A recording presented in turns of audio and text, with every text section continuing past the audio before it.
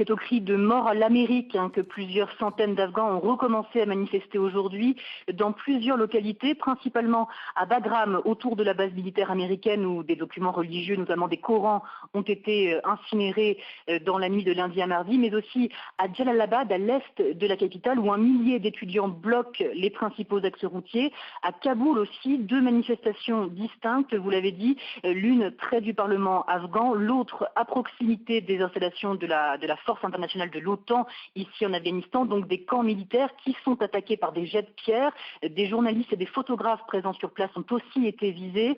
On parlait de 500 personnes au départ, mais le nombre de manifestants augmente. Ils tentent maintenant de rejoindre le centre-ville et le mouvement est plutôt violent puisque des voitures, des magasins ont été saccagés.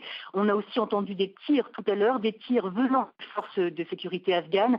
Ces tirs auraient fait une dizaine de blessés et un mort selon des sources hospitalières que j'ai pu joindre à l'instant. La plupart des ONG et l'ambassade américaine à Kaboul, dans le quartier où je me trouve, ont fermé leurs portes par mesure de sécurité. On a demandé au personnel des autres ambassades de ne pas s'aventurer à l'extérieur, puisqu'on se souvient que plusieurs personnes avaient été tuées, des Afghans et aussi des employés étrangers de l'ONU en avril dernier, dans d'autres manifestations. Une foule qui protestait là encore contre l'autodafé d'un exemplaire du Coran par un pasteur aux États-Unis.